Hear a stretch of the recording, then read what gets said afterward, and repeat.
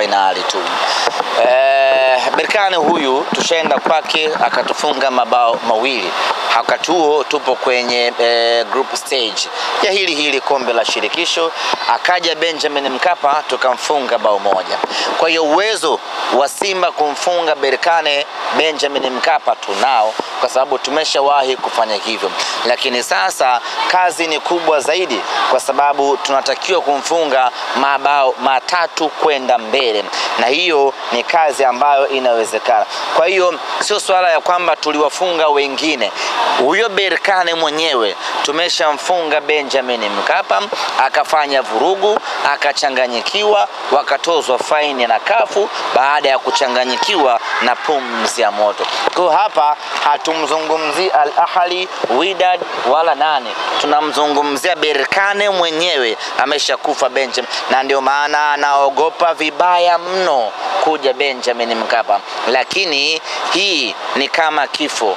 Unaweza ukaondoka hapa Tanzania mzima ukaenda kutibiwa India, ukafia huko India. Ndiyo Simba hii. Berkane popote atakapoangukia ndipo ambapo atakapofia. Nimepata wasaa wa kuzungumza na wachezaji baada ya kupoteza huu mchezo. Wanaonekana wakiwa na morali gani na wanauhitaji kiasi gani huu bingwa, hasa kuelekea mchezo wa marejeano?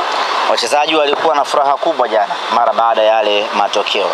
Hajatia unyonge hata kidogo, kwa sababu wao wanajua wana uwezo wa kufanya kitu gani zaidi katika uwanja wetu wa nyumbani. Kwa hilo wala halina mashaka. Wachezaji wenyewe baada ya mechi kumalizika, unaona taswira yao ya mioyo na sura ikiwa kwenye furaha ya hali ya juu, kwa sababu wanajua wana uwezo wa kufanya nini katika uwanja wetu wa nyumbani. Ndugu zangu waandishi wa habari na wana Simba, ni wahakikishie tu hii tunabeba. Hakuna namna yeyote ile.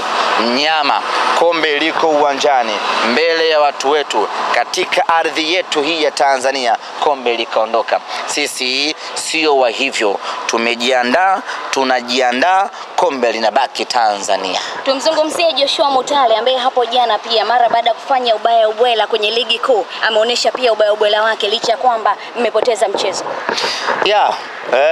Aliingia dakika chache na akaonesha tofauti kubwa. Huyo ndo Joshua Mutale ambaye tunamfahamu sisi anapokuwa kwenye ubora wake, na kiufupi tu jana timu nzima ilikuwa kwenye ubora wao.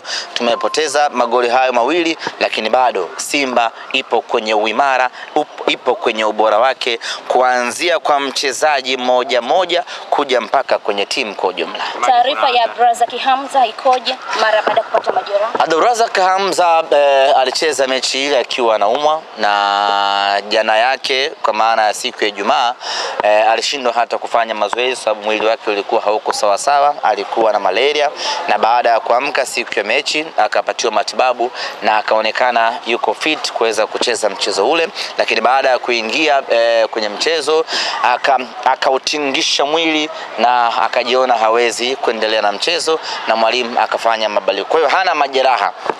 Hiyo ni vema ikafahamika hivyo, kwa sababu watu wengi wamekuwa hawaelewi mbona hajaonekana akichechemea ama akifanya vitu gani.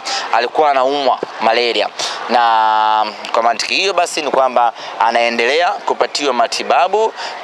Mechi ya tarehe 25 tunategemea kwa mapenzi yake Mwenyezi Mungu atakuwa ameshatengemaa, atarejea dimbani. Moja jambo kubwa sio taarifa ya uwanja nadhani hadi kufikia kesho Jumatatu tutakuwa na taarifa kamili kuhusiana na wapi tunakwenda kuchezea mechi yetu ya finali ya marudiano. Tiketi bado zinauzwa? Bado zinauzwa, zoezi bado halijasitishwa. Shukrani.